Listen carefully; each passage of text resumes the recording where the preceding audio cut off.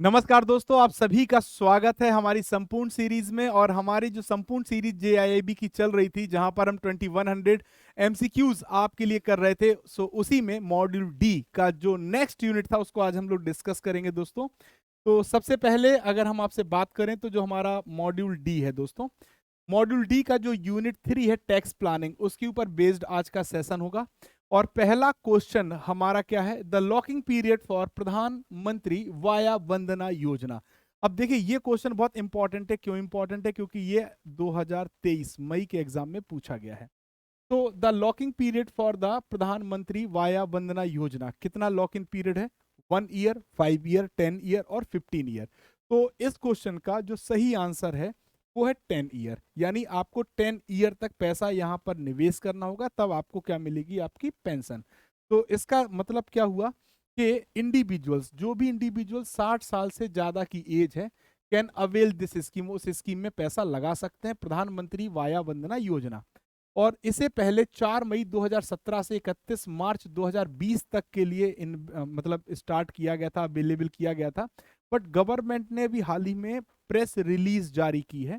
और press release के according, जो कि मई 2020 में जारी की गई है, तो प्रधानमंत्री वाया वंदना योजना को और एक्सटेंड कर दिया है अनदर 3 फाइनेंशियल ईयर के लिए। और अब ये 31 मार्च 2023 तक के लिए वैलिड है। ठीक है दोस्तों। तो प्रधानमंत्री via Vandana Yojana give a guarantee pension पे out at a specific rate for 10 years. This scheme will provide an assured return of 7.4% और समवेयर 8.3% भी लिखा है, बट 7.4% इज द गवर्नमेंट, है ना। तो ये आपको रेट ऑफ इंटरेस्ट मिलेगा। तो रेट ऑफ इंटरेस्ट से प्रभावित एकदम मत होइएगा। चलिए, अब आ गए अंडर सेक्शन 80D। ठीक, 80C नहीं है, 80D है। तो अगर हम 80D की बात करें, what is the maximum deduction that can be claim for medical insurance premium for senior citizen. यहाँ पे सीनियर सिटीजन के बारे में पूछा गया है। 80D के तहत, 80D के तहत मैक्सिमम डिडक्शन आप क्लेम कर सकते हैं मेडिकल इंश्योरेंस प्रीमियम पर, सीनियर सिटीजन अगर है तो। 50,000, 1 लाख, 1,50,000 या 2 lakh.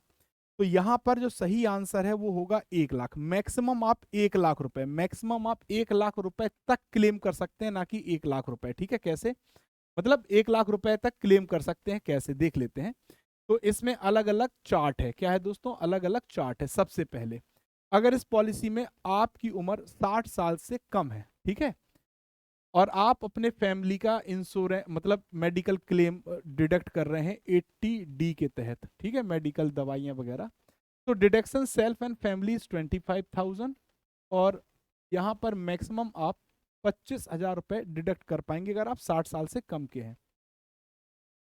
Self and family plus parents को अगर आप कर रहे हैं तो all of them below 16 years, अगर सभी लोग 60 ईयर्स के अंतर्गत हैं। यहाँ पे सिर्फ आप और आपकी फैमिली थे, पेरेंट नहीं थे।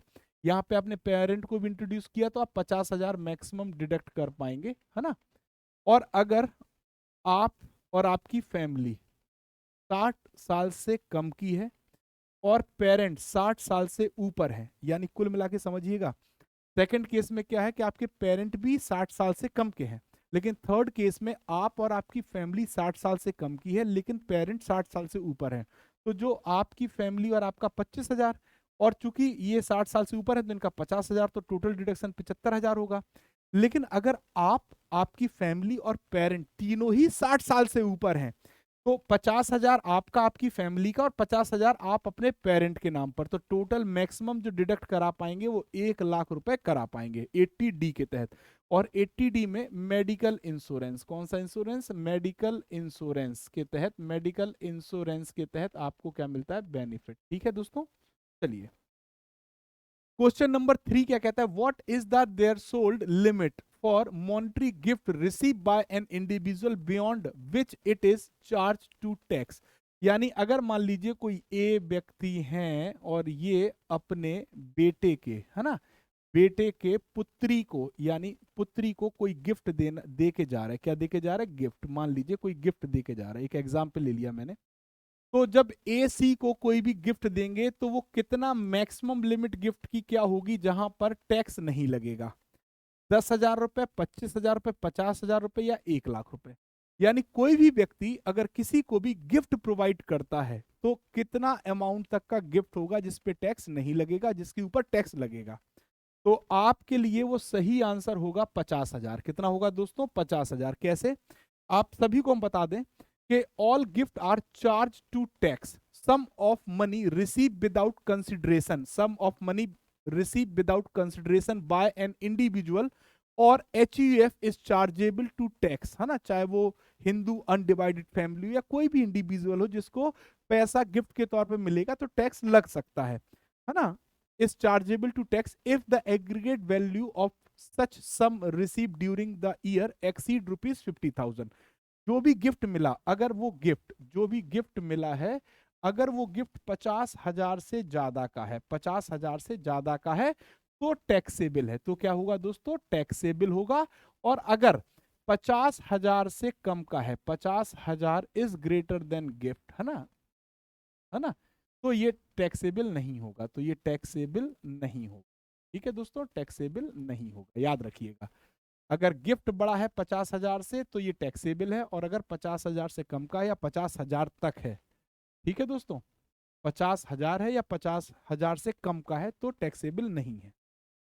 चलिए क्वेश्चन नंबर 4 क्या कहता है, देखते हैं क्वेश्चन नंबर 4। चलिए दोस्तों फटाफट क्वेश्चन नंबर 4 को पढ़ते हैं। is the maximum amount that can be invested in a specific bond under section 54 EC। अगर आप कोई x अमाउंट, रुपए x, अगर आप किसी स्पेसिफिक बॉन्ड में, किसी स्पेसिफिक बॉन्ड में निवेश करते हैं, बॉन्ड में निवेश करते हैं यानी इन्वेस्ट करते हैं, तो सेक्शन, कौन सा सेक्शन? सेक्शन 54 EC के तहत वो मैक्सिमम अमाउंट कितना होगा। यानी आपको रुपए x की वैल्यू बतानी है, मैक्सिमम कितना हो सकता है x, आपको ये बताना है। So what is the value of x maximum, ये आपको बतानी है। पहला 10 लाख रुपए, 20 लाख रुपए, 30 लाख रुपए और 50 लाख रुपए, ये आपके ऑप्शंस हैं। तो अगर आप देखोगे 54 EC की बात करोगे तो मैक्सिमम आप 50 लाख रुपए तक निवेश कर सकते हो। कितना कर सकते हो? 50 लाख रुपए तक। Exemption is available under section 54 EC when capital gain from sale of the first property or reinvest into specific bond up to rupees 50 lakh. The money invest can be redeemed after 5 year। इसमें जो भी पैसा आप निवेश करोगे 5 साल के बाद ही रिडीम कर पाएंगे, but they can not be sold before the lapse of 5 year from the date of sale. ठीक है दोस्तों, तो याद रखिएगा 5 साल के पहले आप सेल नहीं कर सकते। क्वेश्चन नंबर 5 क्या कहता है, बहुत आसान है, देखते हैं। Is the maximum amount of surcharge applicable for individual with an annual income exceeds 1 crore under the old tax regime. तो न्यू टैक्स रिजिम भी है, ओल्ड टैक्स रिजिम भी है, और ओल्ड टैक्स रिजिम में कहा है कि अगर आपकी एक साल में जो आय है वो 1 करोड़ से ज्यादा की है तो आपको कितना प्रतिशत मैक्सिमम सरचार्ज देना पड़ेगा। ओल्ड टैक्स रिजिम के तहत 5%, 10%, 15% या 20%। अब आपको बताना है कि which one is the correct answer. तो अगर आप ओल्ड टैक्स रिजिम में जाते हैं, ओल्ड टैक्स रिजिम में जाते हैं, ठीक है, अगर आप ओल्ड टैक्स रिजिम में जाते हैं और आपकी जो एनुअल इनकम है, जो आपकी एनुअल इनकम है, जो भी आपकी एनुअल इनकम है, अगर वो 1 करोड़ से क्या है ज्यादा है तो आपको जो सरचार्ज देना पड़ेगा वो 15% का सरचार्ज होगा। अब आप कहोगे सर कैसे, तो हम आपको पूरा वही दिखा देते हैं जो चार्ट है। अगर आप 50 लाख रुपए तक की इनकम करते हैं तो आपको कोई सरचार्ज नहीं देना है, ना ओल्ड टैक्स रिजिम के तहत ना न्यू टैक्स रिजिम के तहत। अगर आप 50 लाख से 1 करोड़ कमाते हैं, 50 लाख से 1 करोड़ की अगर आय करते हैं तो आपको ओल्ड के तहत भी 10% देना है, न्यू टैक्स रिजिम के तहत भी 10% का सरचार्ज देना है। अगर आप 1 करोड़ रुपए से 2 करोड़ रुपए तक कमाते हैं, ठीक है, यानी अबव 1 करोड़, तो आपको 15% का सरचार्ज देना पड़ेगा दोस्तों।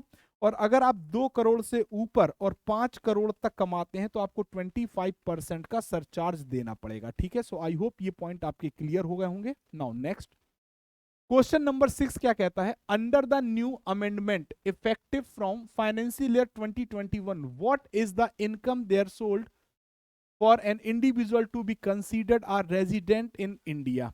तो आपको बताना है कि कितनी इनकम होनी चाहिए जो नया अमेंडमेंट हुआ है फाइनेंशियल ईयर 2021 में, ठीक है, जिससे आपको रेजिडेंट इन इंडिया कंसीडर किया जाएगा अगर आप कोई व्यक्ति विशेष हैं तो पहला ऑप्शन है 5 लाख, सेकंड ऑप्शन है 10 लाख, तीसरा है 15 लाख और चौथा है 20 लाख। तो इसका जो सही आंसर होना चाहिए वो 15 लाख होना चाहिए। कितना होना चाहिए? 15 लाख। कैसे, देख लेते हैं। द फाइनेंशियल एक्ट 20, अब जो न्यू गाइडलाइंस आई हैं उसको फाइनेंशियल एक्ट 20 के नाम से बताया गया है। Financial act 20 has introduce new section 61A to the Income Tax Act 1961. The new provision provide that Indian citizens shall be deemed to be resident in India only if the total income other than income from foreign sources, यानी आपका विदेश का पैसा हटा के सिर्फ India की बात करें तो exceed ₹15 lakh during a previous year. अगर प्रीवियस ईयर में आपका 15 लाख से ऊपर की इनकम है देन आपको रेजिडेंट ऑफ इंडिया कंट्रीब्यूट या माना जाएगा।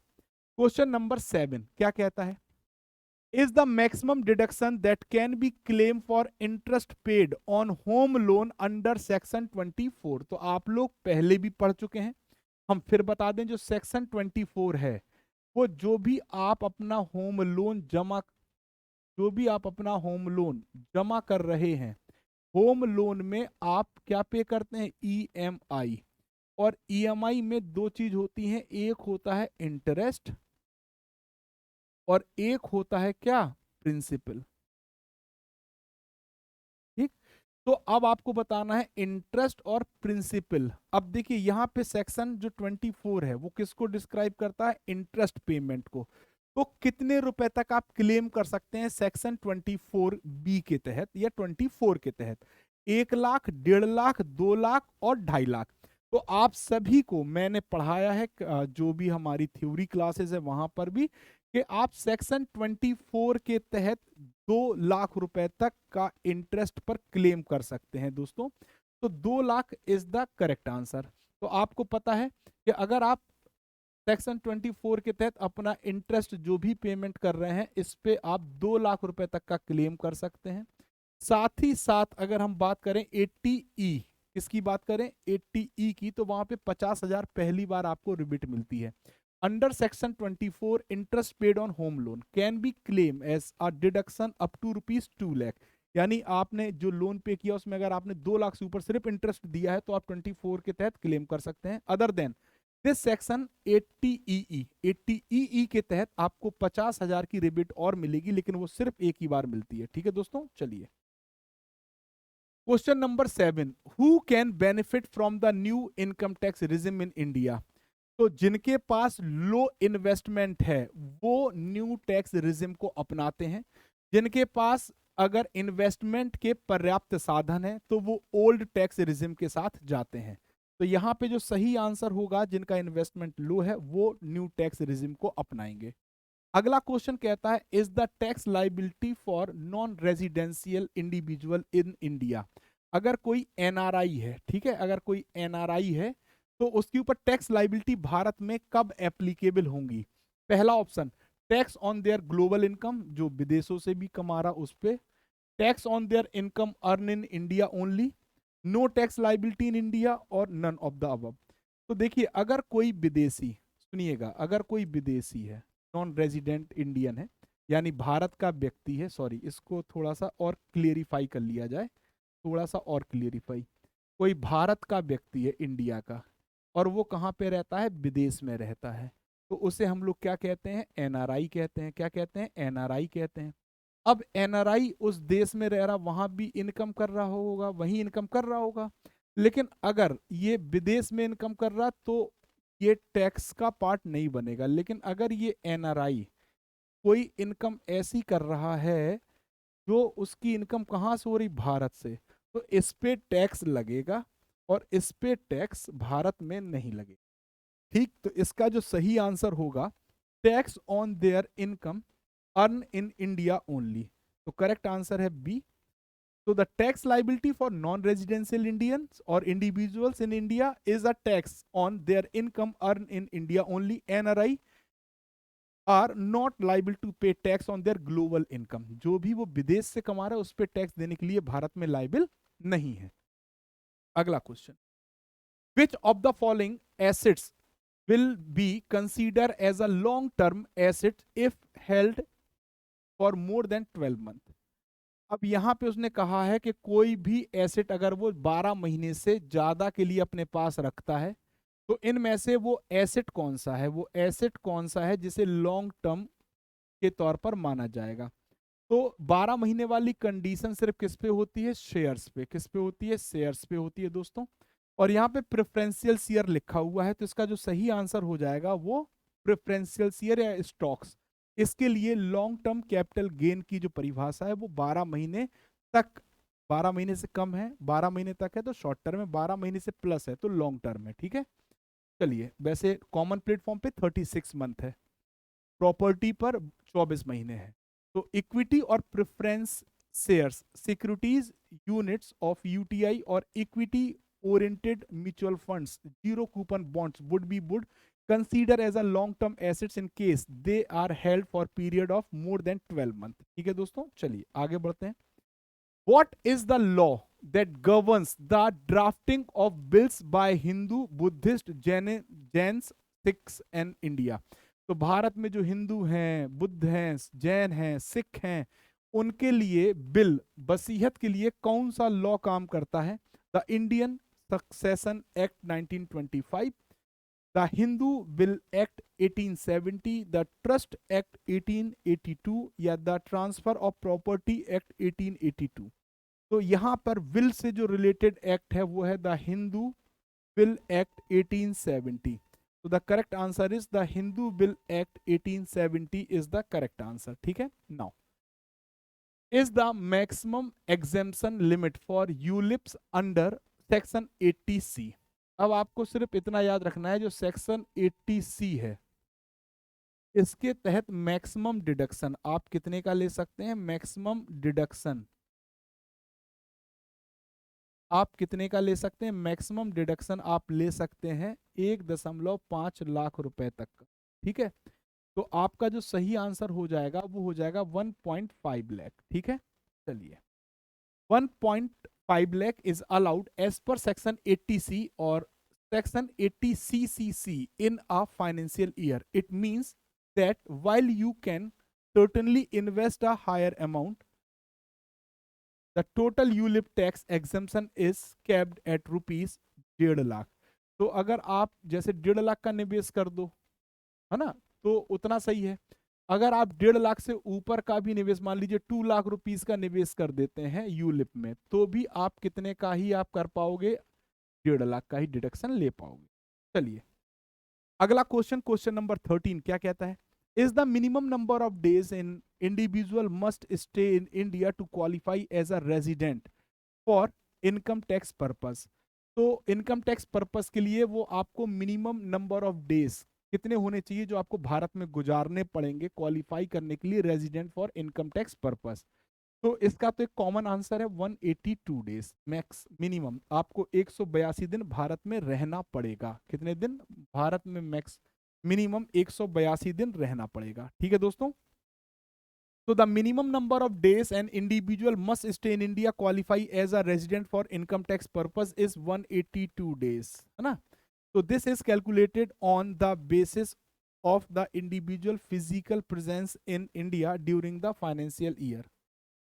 क्वेश्चन नंबर 14 क्या कहता है? The income tax exemption limit super senior citizen above 80 years in India. तो ऐसे व्यक्ति जिनकी उम्र 80 साल से ज्यादा है भारत में, और अगर उनको इनकम टैक्स एग्जम्पशन की बात करें तो कितने तक उनको टैक्स नहीं लगता। तो जितने भी लोग 80 ईयर से ऊपर हैं उनको 5 लाख रुपए तक पे कोई टैक्स पे नहीं करना होगा। अब आप कहोगे कैसे? तो अगर इनकम टैक्स स्लैब की बात करें तो अप टू 5 लाख रुपीस तक निल है। 5 से अगर 10 लाख रुपए तक की आय है तो टैक्स 20% है, और अगर 10 लाख से ऊपर की आय है तो 30% का स्लैब है। और ये किसके लिए? Super senior citizen. और सुपर सीनियर सिटीजन की अगर हम बात करें, सुपर जो सीनियर सिटीजन है ना, अगर इनकी हम बात करें, सुपर सीनियर सिटीजन्स की अगर हम बात करें तो 80 ईयर्स अबव। ठीक है, चलिए अगला क्वेश्चन क्या कहता है, define financial year, the year in which the income is assessed to tax and all tax are paid. The year in which the income is earn, तो जिस साल हम इनकम अर्न करते हैं उसे असेसमेंट ईयर कहते हैं। The period during which a person is taxed on the money income receive in given financial year और बोथ ए एंड बी। तो यहां पर देखिए बिल्कुल आसान क्वेश्चन है। फाइनेंशियल ईयर आपका 1 अप्रैल से 31 मार्च तक के लिए होता है, 1 अप्रैल से 31 मार्च के लिए होता है। और the year in which income is assessed to tax and all tax are paid is the correct answer. चलिए अगला, तो a financial year is a 12-month period in which person obtain income for tax purpose and assessment year is a period when the previous year earning are assessed. चलिए अगला question, which of the following is not include in capital assets, इनमें से कौन सा ऐसा नाम है जो कैपिटल एसेट्स में काउंट नहीं होता है। तो लीज होल्ड राइट्स होता है, ट्रेडमार्क होता है, ज्वेलरी होता है। तो नहीं होता है वो कौन सा है, food crops and agriculture land is not counted under capital assets. ठीक है, तो capital assets include land, building, house, property, vehicles, patent, trademark, lease hold rights, machinery, jewellery etcetera. Also having right in or in relation to Indian company and also the right of management or control or any other legal right.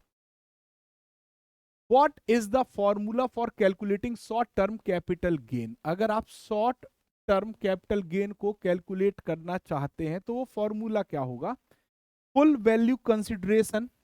Simple है formula, इसमें तो मतलब आप option की बात ही नहीं है, अगर फॉर्मूला आता है तो आप सही लगाएंगे, नहीं आता है तो गलत हो जाएगा। Full value consideration minus cost of acquisition minus cost of improvement, ये जब आप चैप्टर पढ़ोगे तो आपको ये फॉर्मूला देखने को मिलेगा। फुल वैल्यू कंसिडरेशन में से कॉस्ट ऑफ एक्विजिशन आप घटाएंगे और कॉस्ट ऑफ इंप्रूवमेंट घटाएंगे तो आपको शॉर्ट टर्म कैपिटल गेन मिल जाएगा। तो the short term capital gain is calculated by the follow, short term capital gain equal to full value consideration minus expense incurred for such transfer minus cost of acquisition minus cost of improvement. यानी जितने भी खर्चे आ रहे हैं full value में से घटा दोगे तो आपको कितना गेन हुआ ये आपको पता चल जाएगा। चलिए क्वेश्चन नंबर 19 क्या कहता है, is the minimum age required for senior citizen to be eligible for exemption for filing income tax return if pension and interest income are their only source of income. अब आपको ये बताना है simple कि senior citizen के लिए सिर्फ pension और इंटरेस्ट से ही इनकम आ रही, इसके अलावा कोई इनकम नहीं है। तो उनके लिए वो एज क्राइटेरिया क्या है जिसके तहत उनको टैक्स रिटर्न फाइल नहीं करना पड़ेगा। तो यहां पर आप सभी को बता दें कि जो हमारी वित्त मंत्री महोदया हैं उन्होंने 75 ईयर्स की एज को डिसाइड किया था और अनाउंस किया था। तो the correct answer is 75 years. ठीक है दोस्तों, so the senior citizen exempted from the filing income tax return if the income is only through the pension or interest. So section 19(4)(p) has been newly inserted to the provision condition relief to the senior citizen of the age above 75 years who have a pension and interest income from the bank from the filing income tax return. So the age is above 75 years. याद रखिएगा above 75 years is the correct answer. Question number 20 is the time limit for completing the construction of a property under section 54F. आपको कितने समय के अंदर अपनी property का construction कर लेना है अगर आप बेनिफिट उठाना चाहते हैं 54F के तहत। तो आप सभी को बता दें 3 साल होता है, डेट ऑफ सेल से 3 साल है ना, जब खरीदा उसे 3 साल इज द करेक्ट आंसर। देखिए the entire sale consideration to be invested and not only capital gain to buy a new residential house property to claim this exemption. तो the property need to be purchase either 1 year और 2 year of cell, 2 साल के अंदर अगर आप खरीद लेते हैं तो ठीक है। The gain can be invested in construction of a property, और कंस्ट्रक्शन की कंडीशन में आपको 3 साल का समय मिलेगा। तो दोस्तों ये थी हमारी यूनिट जो कि मॉड्यूल डी की थर्ड यूनिट है, टैक्स प्लानिंग। तो आपको इस क्लास की पीडीएफ मिल जाएगी हमारे टेलीग्राम चैनल JAIIB वाला पर, आप जुड़ जाइएगा और वहाँ से पीडीएफ ले लीजिएगा। तो आज के लिए बस थैंक यू वेरी मच, इतना ही। नेक्स्ट यूनिट आपको नेक्स्ट मिल जाएगी next class. Thank you very much.